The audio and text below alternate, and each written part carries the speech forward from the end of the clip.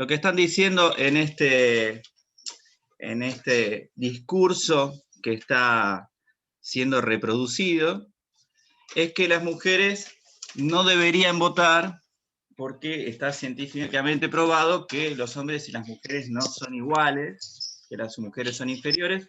El Partido Conservador está proponiendo que las mujeres no podrían votar porque tienen el cerebro más chico que los hombres. Y eso denota que son inferiores intelectualmente y por lo tanto no podrían votar. Bueno, entonces se da todo un intercambio entre el bloque justicialista y el bloque conservador sobre si las mujeres pueden o no votar. Y eso era lo que les estaba mostrando. Bueno, ¿ustedes saben esa información? ¿Conocen ese dato que está contando este médico del Partido Conservador? Que las mujeres tienen en promedio un cerebro un 15% más pequeño que los varones. Sí. ¿Sabían ese dato? Sí. ¿Y quién tiene idea si eso es importante para la inteligencia? ¿Qué piensan ustedes? Bien, Camila. ¿Por qué? ¿Por qué no es importante? Contame. ¿Sabés? No sé por qué no es importante, pero me parece que es más por una cuestión de que la mujer tiende a tener estructuras por ahí anatómicas más pequeñas y simplemente por eso. Bien, bien, Camila. Muy adelantada. Hubo estudios hechos en la Universidad de San Pablo. Sí. Que si no me equivoco se llamaba sopa de neuronas y que probaba que el tamaño del cerebro no influía en la cantidad de neuronas que tenía la persona.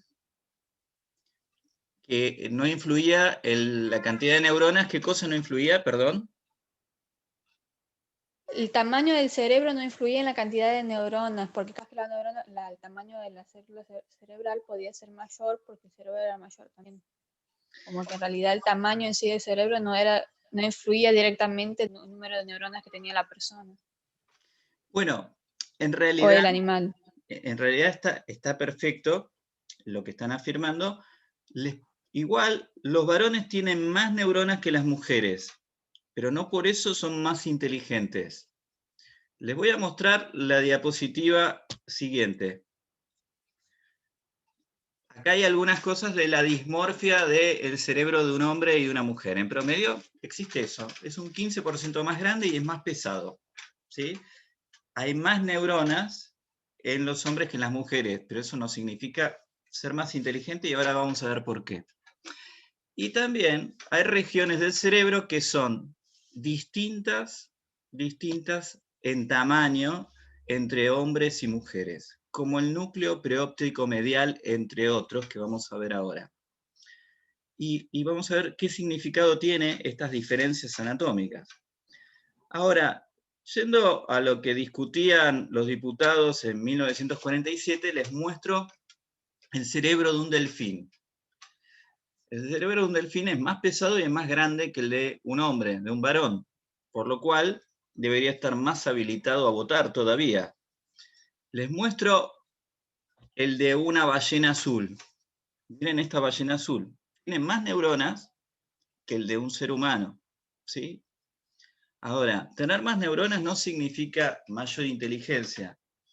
Si vos tenés más fibras musculares que mover, si tenés más fibras sensoriales que procesar, vas a tener más neuronas. Más neuronas porque tenés un cuerpo más grande. Y los varones tienen un cuerpo más grande, como dijo Camila, en promedio. Y las mujeres en promedio tienen un cuerpo más pequeño. Y esa es la diferencia. Pero les quería mostrar cómo en un debate en 1947, los abuelos de los que se oponían al matrimonio igualitario hace una década atrás, argumentaban pseudociencia para sostener una desigualdad de derechos. Y está bueno para mí que ustedes tengan esta información, porque a veces se argumenta que no es así, pero sin saber muy bien por qué. En realidad, las diferencias entre hombres y mujeres es por tamaño corporal, pero nunca el peso del cerebro o el tamaño del cerebro significa inferioridad. Si no, las ballenas azules serían las únicas que votarían. Vamos a ver un poquito más acerca de la dismorfia sexual o las diferencias de tamaño en regiones del cerebro debido a la sexualización que ocurre desde que nacemos y vamos desarrollando nuestros sistemas reproductivos. ¿Ustedes conocían que hombres y mujeres tienen algo que se llaman los núcleos dismórficos sexuales? ¿Habían escuchado eso alguna vez? No, ni idea. En el cerebro hay una región que es 3 veces más grande en los varones que en las mujeres. Y es este núcleo. Se llama núcleo preóptico. Es el núcleo más anterior del hipotálamo que estamos viendo acá. Fíjense en una rata, por ejemplo, si vemos el cerebro de una rata macho, esto que está pintado de negro, esta tinción nos está mostrando la densidad de neuronas que hay en el núcleo preóptico. Acá lo estamos viendo de frente al núcleo preóptico, izquierdo y derecho, ¿sí? Núcleo preóptico izquierdo y derecho. Y miren la hembra cómo tiene más chiquitita esta misma región. ¿Ven? Acá lo podemos ver pintado. Suele ser de 2 a 3 veces más grande en machos, en ratas, en varones humanos, en diferentes especies de mamíferos encontramos esta dismorfia. Bueno, ni bien se descubrió, se empezó a investigar. ¿Qué es esto? ¿Por qué ocurre? Miren, en esta experiencia con ratas, lo que se hizo fue castraciones en ratas macho al día de nacido. Piensen que las ratas se desarrollan mucho más rápido que un ser humano. Y lo que sería la sexualización del cerebro hacia los 2 años de un niño humano, esto ocurre en los primeros días de nacimiento en una rata.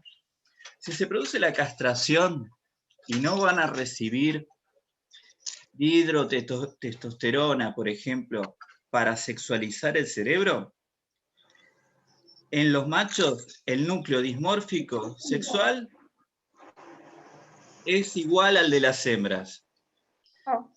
Si la castración ocurriera al día 4, fíjense, el cerebro ya está sexualizado. Y este es un macho que no ha sido castrado.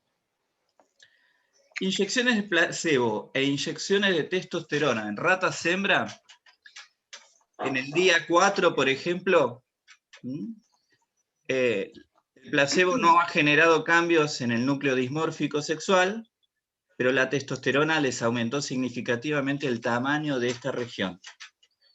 Es decir, las experiencias mostraban que la dismorfia no viene de nacimiento, sino que se tiene que ir formando a partir de las hormonas que se producen durante el desarrollo.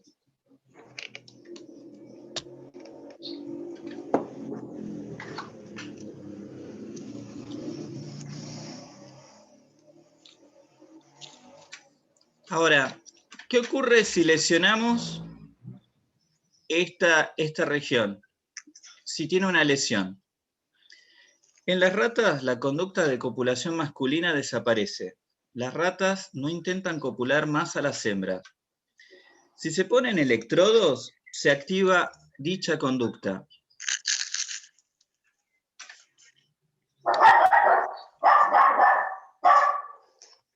La dueña del perro, ¿puede apagar el micrófono? Muchísimas gracias. Ahí está. Ahora, miren otra cosa. Ustedes han visto que los seres humanos tienen diferente impulso sexual.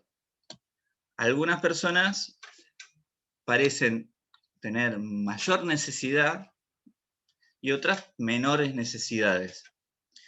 Fíjense en ratas que muestran esta disparidad también conductual.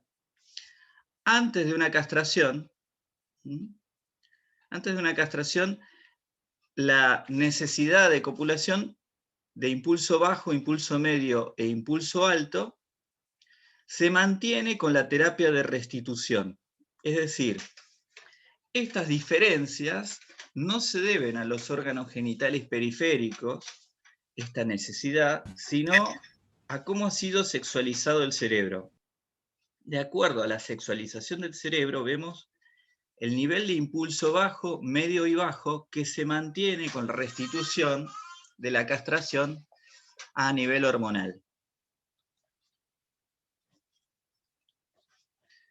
¿Qué pasa con las mujeres? El deseo sexual y las conductas sexuales. ¿Qué lo controla? Si el núcleo preóptico parece controlar las conductas sexuales de tipo masculino. Bueno, lo que se encontró es una dismorfia en el núcleo ventromedial, es decir, el núcleo ventromedial hipotalámico que estoy señalándoles ahí, está más desarrollado en las hembras de las diferentes especies que en los machos. De vuelta, ¿qué ocurre con las experiencias? Lesiones en el núcleo ventromedial hace desaparecer la conducta de cópula femenina.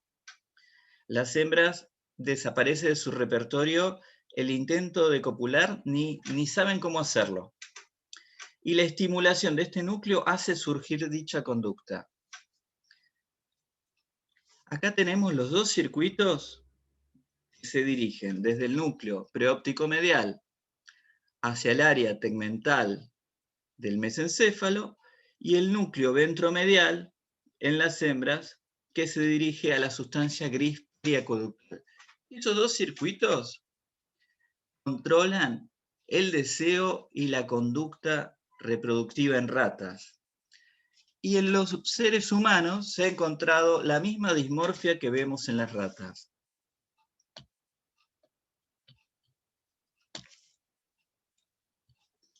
Bien. Ahora, ¿qué pasará en el caso de los individuos que tienen gusto por el mismo sexo? Es decir, su atracción como objeto sexual son individuos de su mismo sexo. ¿Y qué ocurre con los individuos que se sienten atrapados en un cuerpo distinto al biológico, con el cual han nacido? Es decir, ¿cómo serán los cerebros de personas que, por un lado, tienen atracción por el mismo sexo como objeto de elección, y otros individuos que pueden tener su objeto de elección igual que su sexo biológico, pero sienten estar en un cuerpo equivocado? Esa es la gran diferencia entre homosexualidad y transexualidad. ¿Todos más o menos conocían esa diferencia? Sí, sí. Sí, obvio. Sí. Perfecto. Bien, vamos a ver esta información que por ahí se omite mucho en la facultad. Les voy a mostrar esta investigación de 1991 con miles de parejas de gemelos y de mellizos. Estos autores lo que hacen es, hacen una ecuación de heredabilidad por el cual se toma qué proporción de gemelos y mellizos, si uno del par es homosexual, cuánto del otro par también lo es. ¿Sí? Por ejemplo, ustedes saben que los mellizos comparten en promedio el 50% de igualdad genética, es decir, son como dos hermanos, pero que nacieron al mismo tiempo. Ese es el concepto de un mellizo. Tiene controlado, a diferencia de dos hermanos que han tenido el mismo espacio de desarrollo durante la gestación, tienen la misma edad. Tiene, a nivel experimental, es más controlado comparar dos mellizos que comparar dos hermanos distintos. ¿Y los gemelos? ¿Cuánto comparten de igualdad genética? Les pregunto a ustedes. 100, casi 100. ¿No es? Cachichen, como dicen los chinos, no. 100, el 100%, es decir, son idénticos genéticamente. Es decir, es la misma cigota que se reprodujo como dos individuos distintos cuando debió haber sido uno solo. Hizo dos copias, como dos clones. Dos clones que pasaron por el mismo ambiente embrionario y que después, al nacer, van a empezar a tener sus propias experiencias de aprendizaje individual. Ahora, fíjense, la homosexualidad hacia 1991 en la población es el 8%.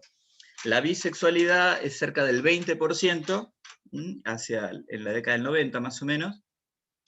Y ya tenemos que los mellizos que tienen más parentesco ya aumentaron su igualdad. Tienen un 22%, superan ese 8% esperado a nivel poblacional.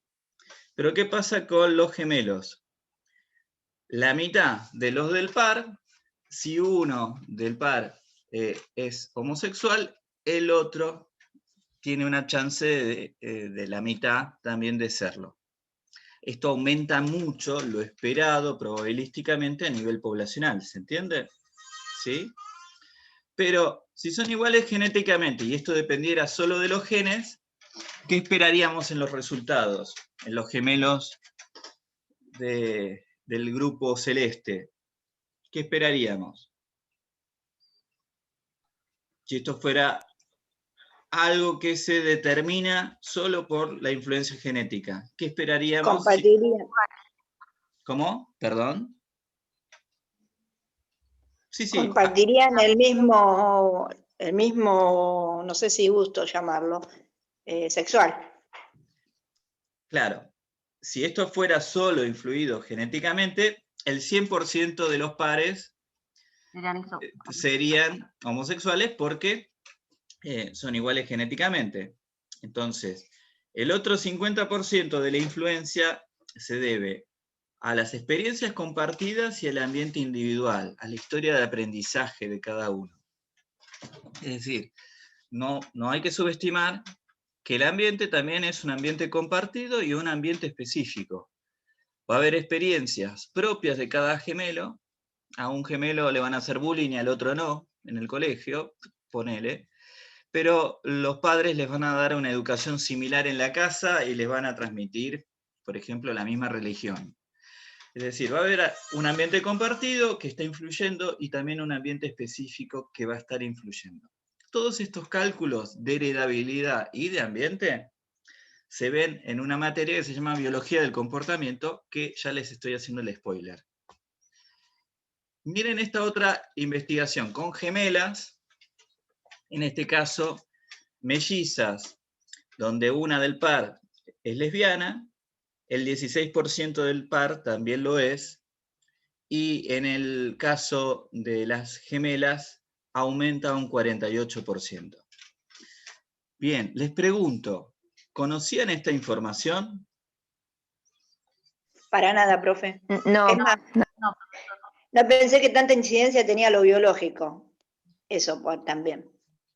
Bueno, pero tampoco lo biológico es absoluto, como estamos viendo. No, claro. Porque muchas veces se genera como una cuestión media maniquea, ¿no? O es ambiental o es biológico, es todo de una manera, es todo de la otra. Pero, Es medio como todo un conjunto de todas las situaciones como que van haciendo la elección, digamos. La elección no, porque no se elige. bueno, sí, es cierto. Y en algunos casos te diría que hasta se elige, porque hay individuos que se sienten atraídos por ambos sexos y acaban eligiendo uno de los dos por una cuestión de, no sé, quiero tener una vida más tranquila y me vuelco a la heterosexualidad porque... En realidad, o sea, como hijos, que etcétera. no es tanto una elección, porque, ponele, no sé, en el caso de una persona bisexual que quiere estar con una persona de su mismo sexo, como que en realidad no está eligiendo por motus propios, sino porque hay toda una sociedad que avala que esa mujer tiene que estar con un varón y que no tiene que estar con una mujer. O sea, elección sería en el caso de que realmente, tipo, no sé, sea le guste mucho una... ¿Cómo? Claro, está bien, sí, en el sentido que lo decís, como no podés elegir que te guste o no te guste, sino que acabás eligiendo, sí, en ese sentido tenés razón. Claro, porque si no, o sea, cualquier persona que sea homosexual o que sea bisexual, si pudiera elegir, no sé, que no la echen de la casa por su orientación sexual, o sea, directamente tipo, nunca hubiera planteado el hecho de que le guste su mismo sexo. O sea, creo que sí hay momentos en los que elegís, no sé, al ser bisexual, elegís si estar con una mujer o si estar con un varón, dependiendo a lo que te va gustando. No sé, si te gusta una mujer y te gusta un varón al mismo tiempo, claramente vas a tirarte más por uno que por otro, en la situación que sea, pero no creo que sea ya como una elección el hecho de la orientación sexual. Creo que es como algo que ya viene. Está perfecto lo que decís, está perfecto, claro, en el sentido de que vos no podés decidir qué te va a gustar o no te va a gustar. Lo acabás sintiendo, lo que te gusta o no te gusta, y en ese sentido es tal cual lo que decís. Claro, sí, por eso, o sea, más allá también del tema del amor y del romance y todo, también el hecho de el deseo sexual tampoco es algo que lo pueden elegir, sino también, o sea, si fuera algo que se pudiera elegir, también habría, no sé, zoofílicos que no lo elegirían claramente, o gente con problemas mucho más graves que no, como que no estaría dentro de sus capacidades de elegir no hacerlo. Sí. Igual está muy buena esta observación, y quería mostrarles cómo, por lo menos, a veces se da información muy incompleta en la facultad, ¿no? Porque esto se deja debajo de la alfombra, este tipo de investigaciones que les estoy mostrando. Yo les doy los autores y el año para que busquen el artículo que les estoy diciendo, está ahí puesto. Pueden constatar que estos datos se hicieron con una población grande. Y miren lo que pasa con el área preóptica. ¿Se acuerdan el área preóptica que veníamos hablando? Que era 3 veces o 2 veces más grande en los varones que en las mujeres. Levy es un neurocientífico que lo que hizo fue observar el tamaño del área preóptica en varones heterosexuales, varones homosexuales, y le puso hembras heterosexuales, mujeres heterosexuales, ¿sí? Bueno, fíjense qué aparece cuando vemos el tamaño del área preóptica en varones homosexuales. Esto es del año 2005 aproximadamente, lo que les estoy mostrando. Son cosas bastante recientes, pero que llaman mucho la atención, que coincide un área que está relacionada con las conductas de deseo sexual, ¿no? Que se parezca más a las mujeres en varones homosexuales que en varones heterosexuales. Creo que esta información tampoco la recibieron en la facultad, ¿no? No, para nada. Bien. ¿Les resulta interesante estos datos? Tampoco son cosas que yo estoy profundizando en cosas que vemos en la materia y tampoco hablamos del núcleo preóptico y demás. Yo avanzo un poquito más de lo que está en los textos, simplemente porque creo que les va a dar bastante curiosidad. ¿Qué No, pasa? pero es súper interesante. Sí, bárbaro. Entonces Sí, sigo profe, estas adelante. clases son generalmente fantásticas, la verdad es así, por sus contenidos. Bueno, ya me sonrojé. Gracias. Claro.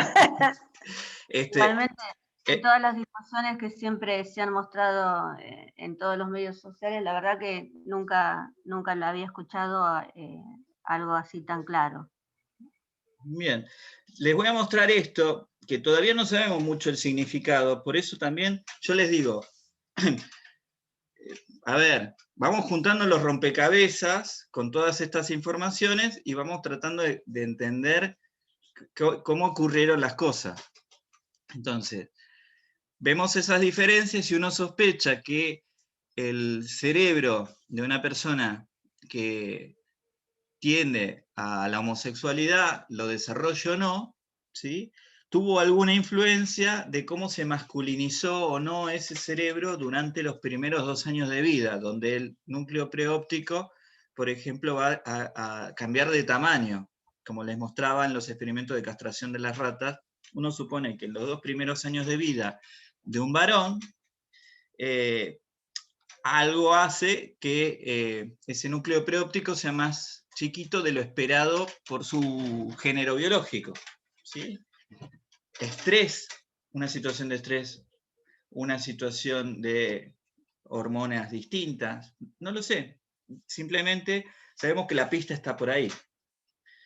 Sabemos que hay una influencia genética también, pero que no es determinante. Bueno, entonces hay cuestiones ambientales que también deben ocurrir en ese momento. Acá les muestro en la transexualidad una diferencia que también se encontró en los cerebros de las personas que se sienten distintos a su sexo biológico. Se llama el lecho de la estría terminal. Este lecho de la estría terminal, la amígdala cerebral que está en el lóbulo temporal medial, proyecta la estría terminal. La estría terminal son unas fibras con la cual es como una vía de salida desde la amígdala que le sirve para comunicarse, por ejemplo, con el hipotálamo, con los cuerpos mamilares y demás. Hay una región que se llama el lecho de la estría terminal, que es esto que están viendo acá, ¿sí? Que, por ejemplo, es más grande en los hombres que en las mujeres. Otra diferencia, es una diferencia dismórfica también. Los hombres tienen más grande el lecho de la estría terminal que las mujeres. Así como el núcleo preóptico, también ocurre eso entre varones y mujeres, ¿sí? Es otra de las diferencias, posiblemente por la sexuación del cerebro en los primeros años de vida. ¿Qué pasa cuando se investigó personas que se sienten encerrados en un cuerpo biológico que no les corresponde? Bueno, los hombres transexuales, es decir, hombres biológicos que se sienten mujeres encerrados en cuerpos de hombres, su LED es más chico, el lecho de la estría terminal es más chico, es más similar o de proporciones similares al de las mujeres. Y las mujeres transexuales, es decir, que se sienten varones encerrados en cuerpos de mujeres, su LED era más grande, coincidente con el sexo que percibían tener. ¿Se entiende? Ahora, a su vez, el núcleo preóptico coincidía con su preferencia de elección sexual. Es decir, puede ser una mujer a nivel biológico que se siente un varón, que se siente atraído a su vez por los hombres. Entonces, su núcleo preóptico coincide con su deseo sexual a nivel tamaño, a nivel objeto sexual de elección, pero el lecho de la estría terminal es similar al sexo que se percibe, como autoidentitario. ¿Se entiende la explicación? Yo sé que Sí, profe. ¿Se entendió?